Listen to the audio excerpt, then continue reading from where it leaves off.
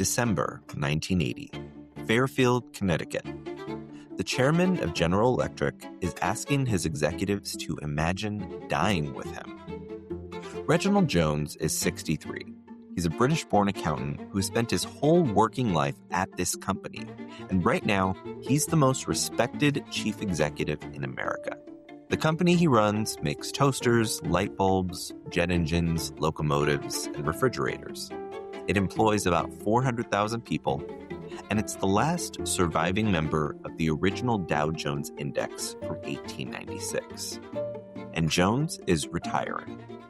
So he calls in the men competing to replace him one at a time, shuts the door, and asks each of them the same question. You and I are flying in one of the company planes. It crashes. We're both killed. Who should be the next chairman, General Electric?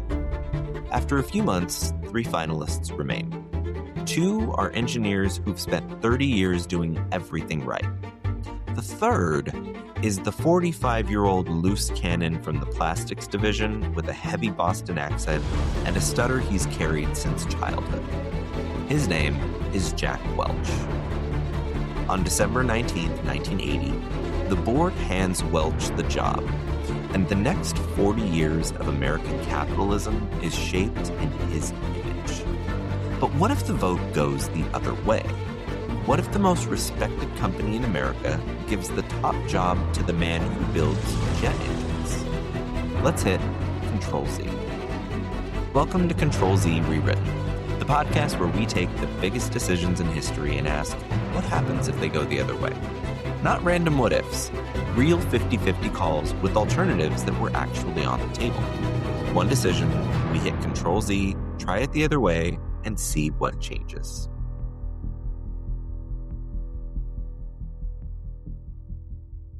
In 1980, a job at General Electric came with a deal.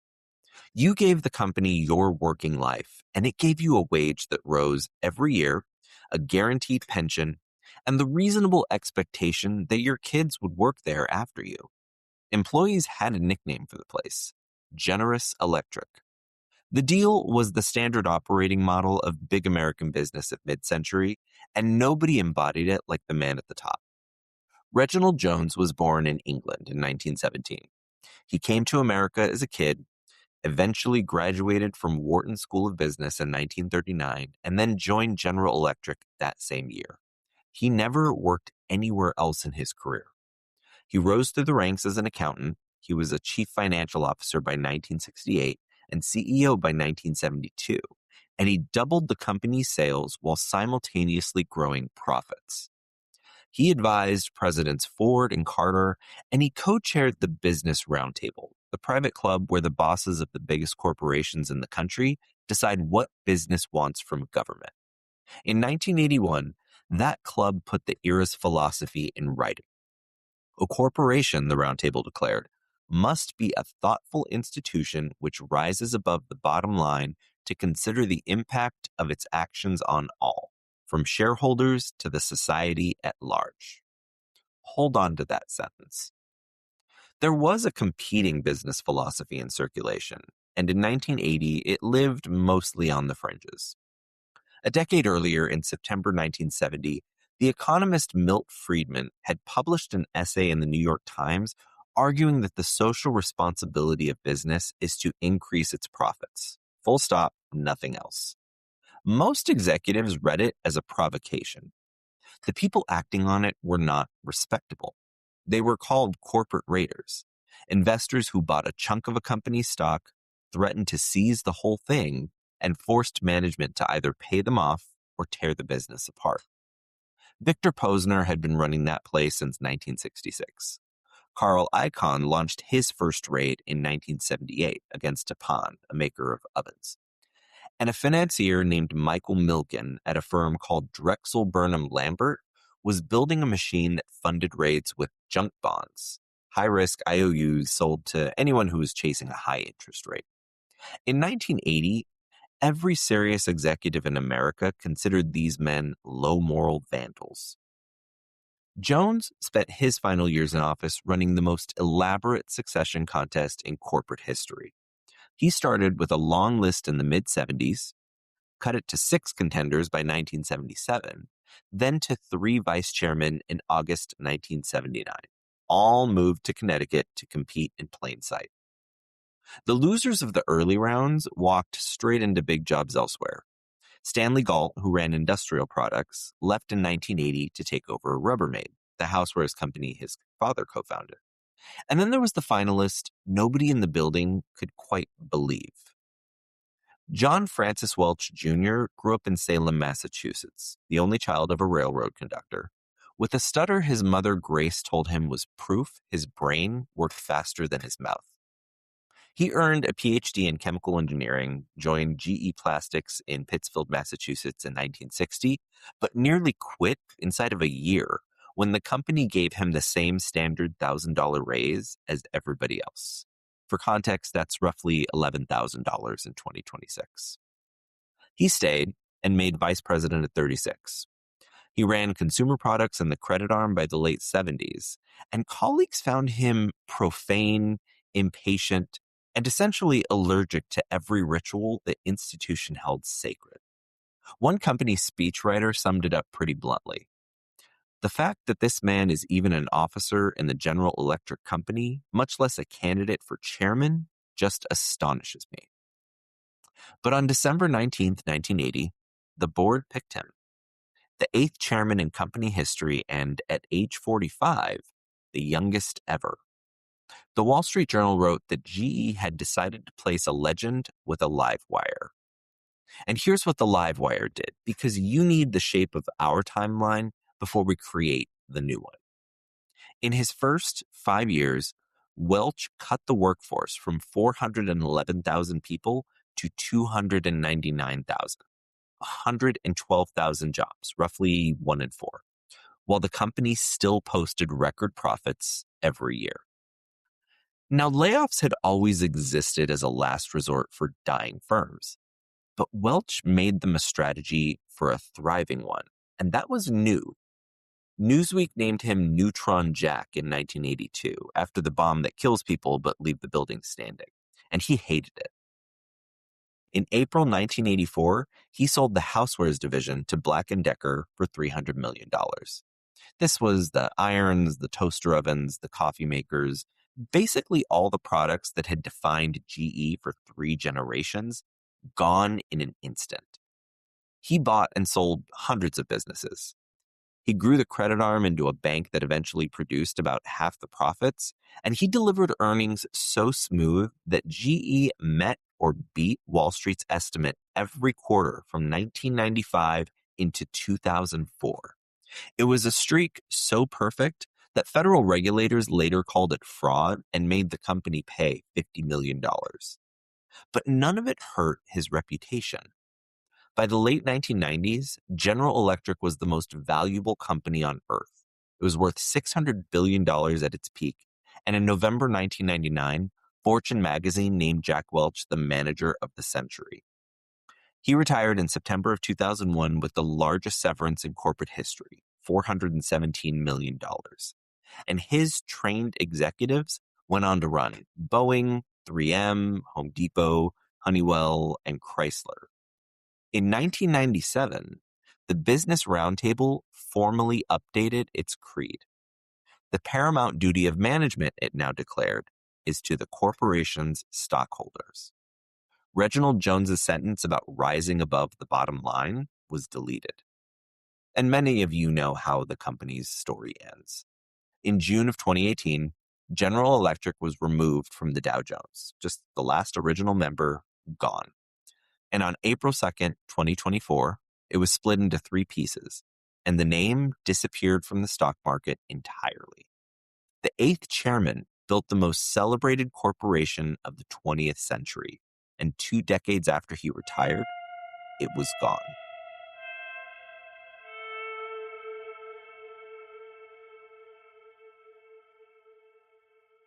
Now let's hit Control-Z.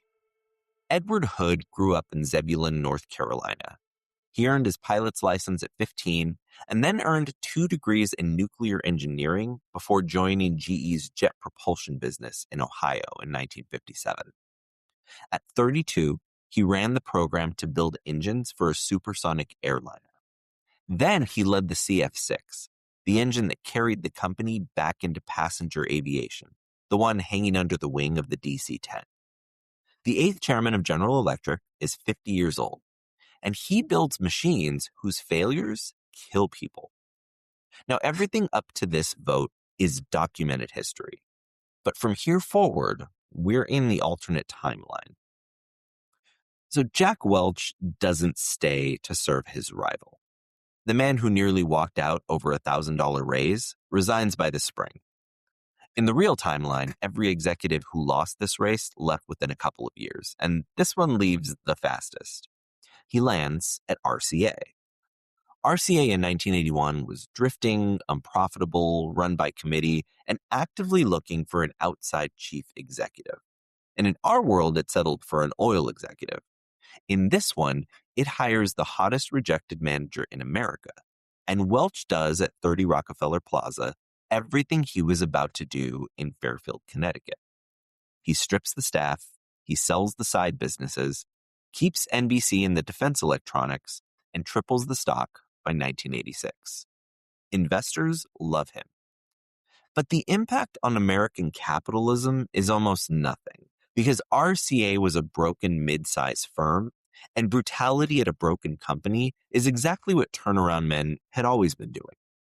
The shareholder revolution needed a healthy giant as the proof point. Welch is running a small, troubled one, and he ends the decade rich and feared, but he's not the man primarily responsible for corporate America's shift to vulture capitalism. Now back at GE, Hood is running the company the way the 1980 annual report promised. And that report is real. You can go and read it. Nearly $2 billion a year goes into automated factories and robotics under a program the company actually called the Reindustrialization of America. The economic recession of 1981 and 82 will force layoffs, but Hood makes them the old way. They're negotiated with the unions, they're announced with visible regret, and they're aimed at businesses who are genuinely losing money. Now, some fights are lost in every timeline. So Japanese manufacturers take the television business before the decade ends, here as everywhere. But the irons and the toaster ovens keep rolling out of Louisville, the appliance campus stays full, and the stock behaves like what it is. A well-run industrial giant growing a little slower than the market wants. The magazine covers of this decade belong to builders. People like Stanley Galt, the man who lost the succession race, now turning Rubbermaid from a $309 million housewares maker into a product machine headed for $1.5 billion in sales. Then comes 1989.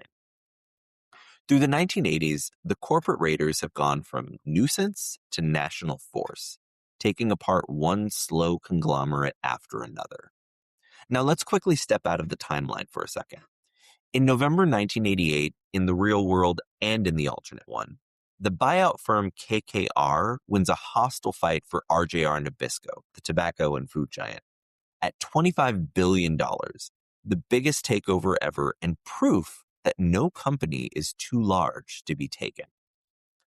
Now back to the timeline. The biggest remaining target for them is a sprawling, deliberate, dividend-paying General Electric. And in the spring of 1989, a raider syndicate comes for it, financed with Milken's junk paper. The fight lasts 8 months, and like the football team, the raiders lose everything. GE builds nuclear reactors. Hood's own CF-6 engines hang on the new Air Force One rolling towards delivery. Congress erupts at the idea of a group of debt-financed investors owning the country's defense plants. Delaware's brand new anti-takeover law, passed in 1988 in both timelines, holds, and the pension surplus and AAA credit lets Hood and GE simply outlast the takeover attempt. The raid collapses in hearings and injunctions before Thanksgiving, and a year later, the firms that financed it are gone. In February 1990, Drexel Burnham Lambert goes bankrupt, and in April, Milken pleads guilty to felony securities charges. The junk bond market collapses, a recession follows, and every retrospective on the 1980s reaches the same verdict. Greed was tried, and it failed. The philosophy of the Raiders dies with them, because every famous man who practiced it is now a felon, bankrupt, or both, and no respectable company anywhere is demonstrating that the playbook works. Shareholder primacy dies with Drexel. And the Business Roundtable's 1981 sentence, the corporation that rises above the bottom line, just stays on the books. Nobody respectable ever gives America a reason to repeal it.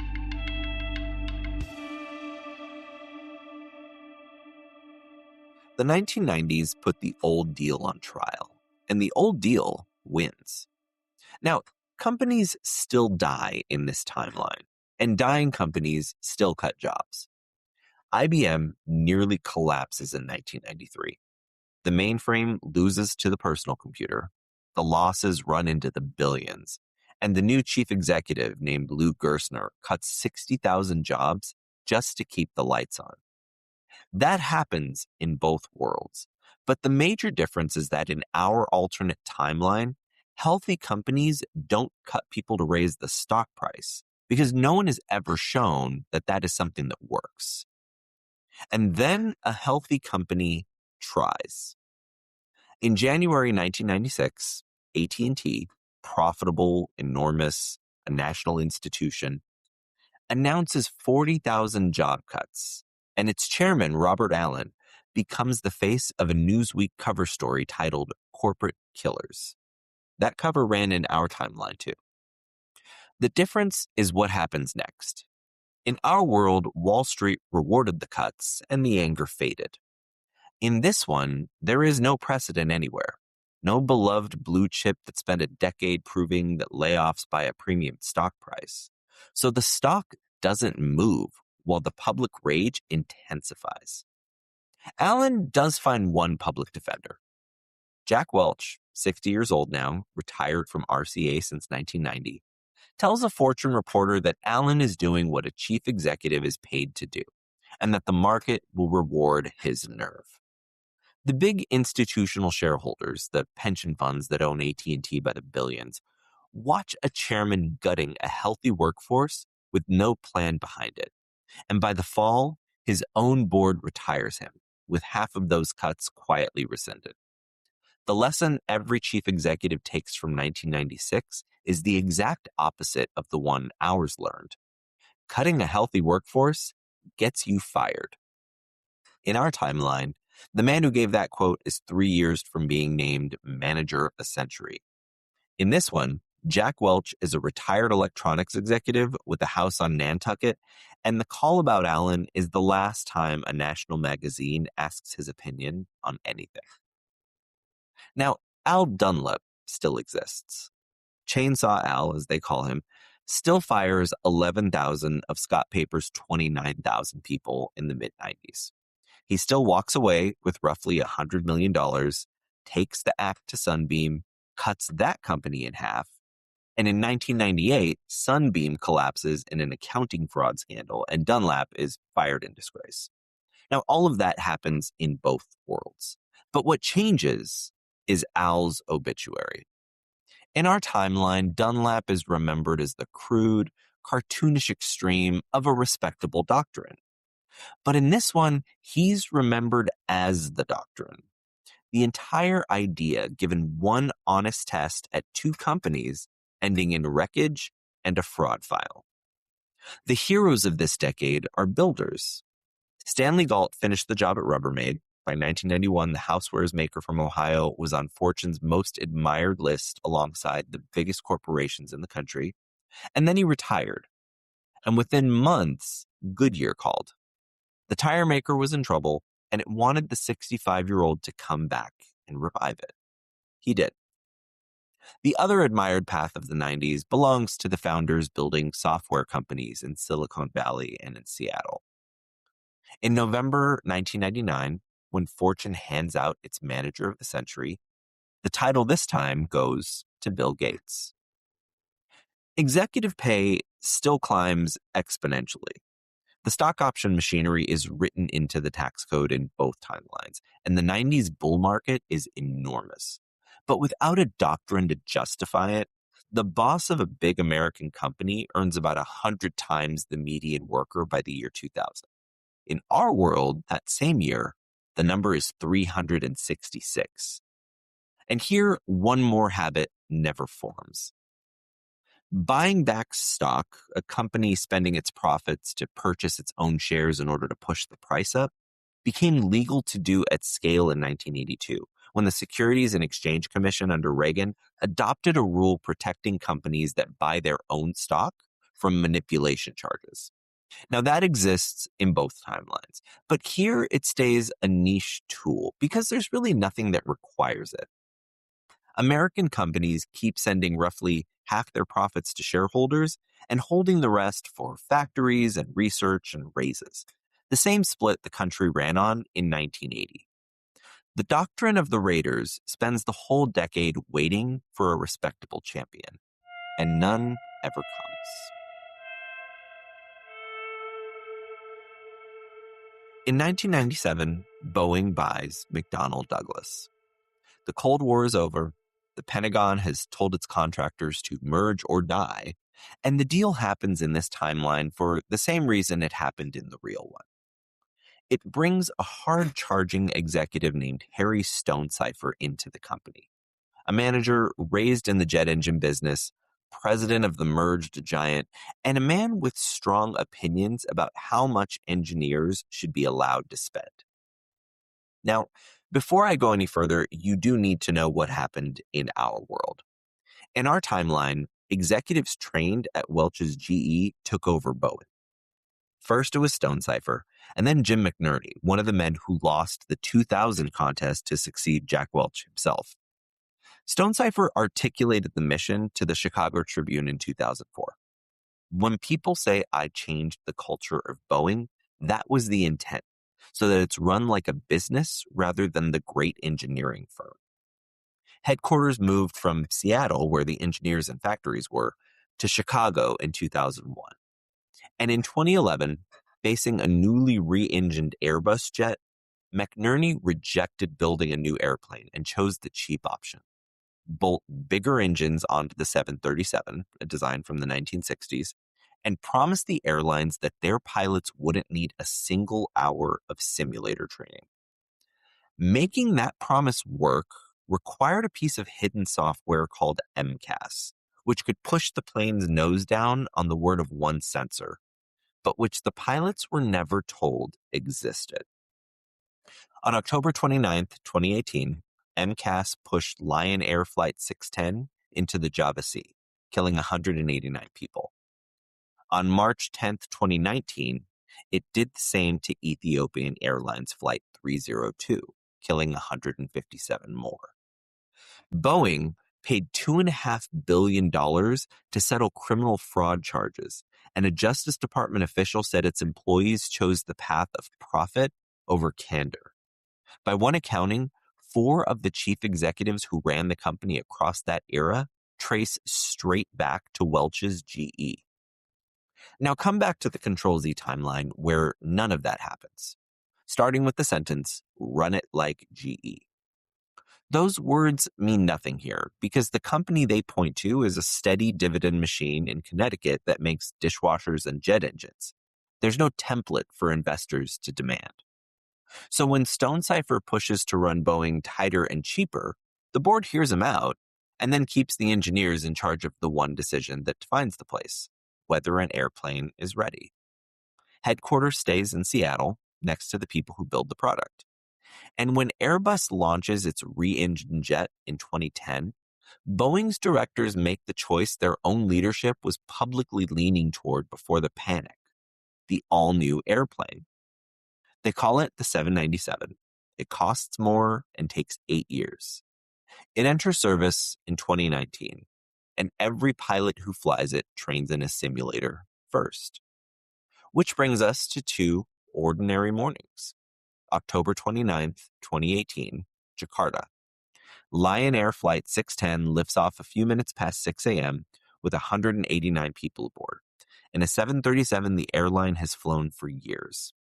It then lands 35 minutes later at Pangkal Penang, and passengers pull their bags from the overhead bins, complain about the early hour, and then scatter into their Monday.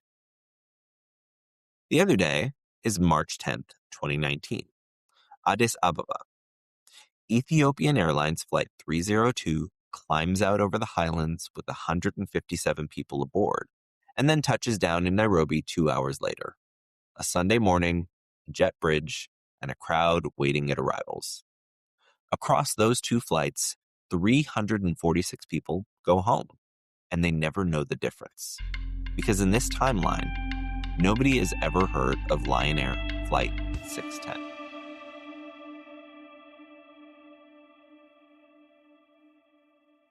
It's a Tuesday morning in Erie, Pennsylvania in 2026.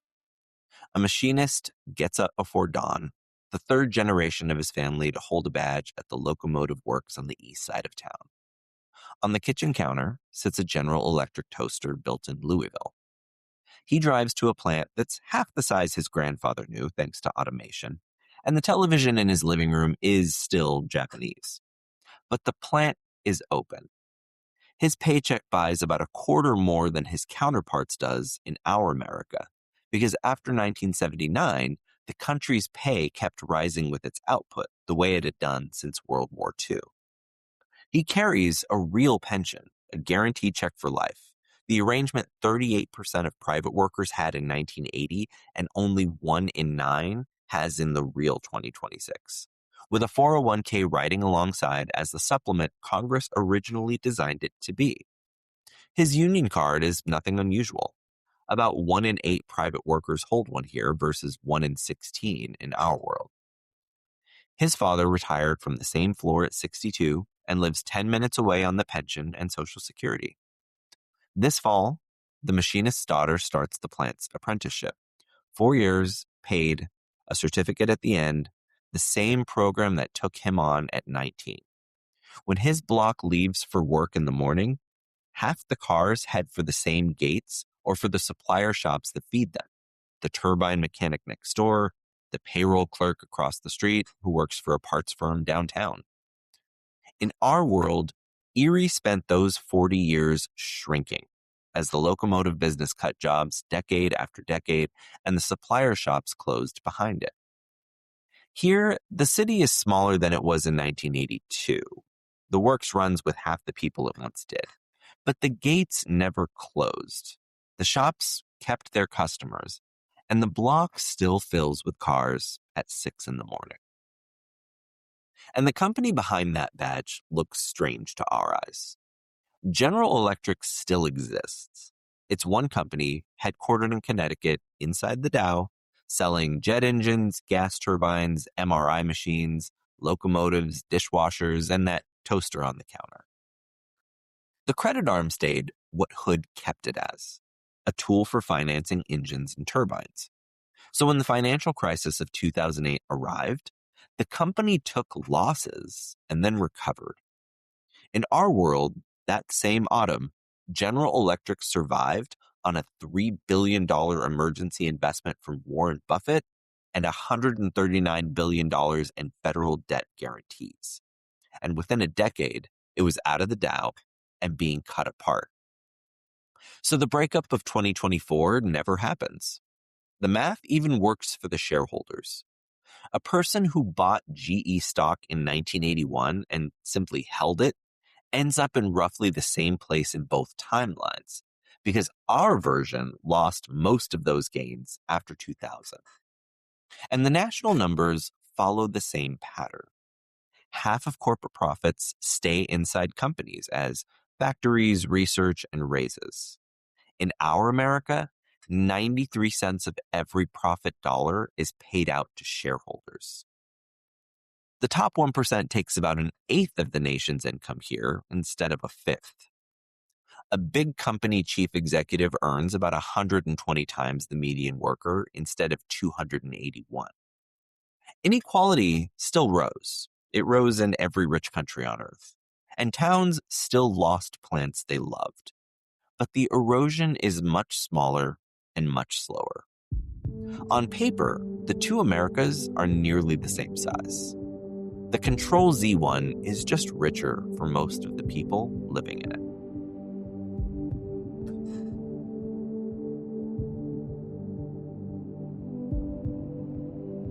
When Jack Welch died on March 1st, 2020, the tributes all said the same thing. He created more shareholder value than any executive in history.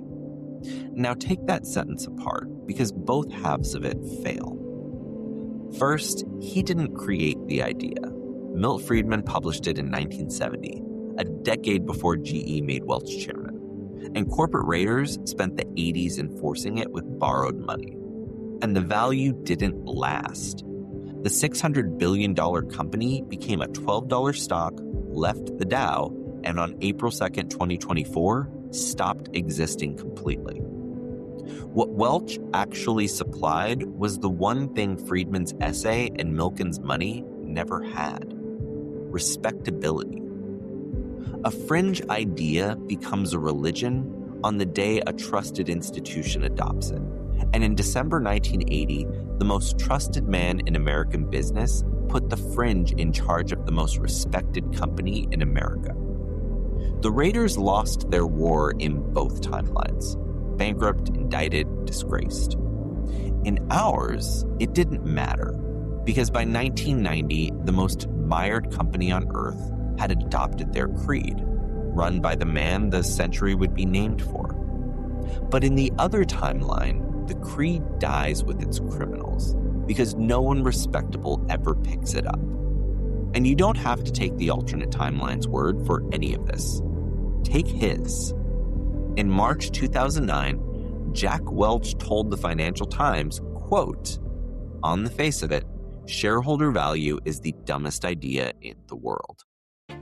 And in August 2019, 181 chief executives of the Business Roundtable, the club Reg Jones once co-chaired, signed a statement renouncing shareholder primacy and rewriting the purpose of a corporation around workers, customers, and communities.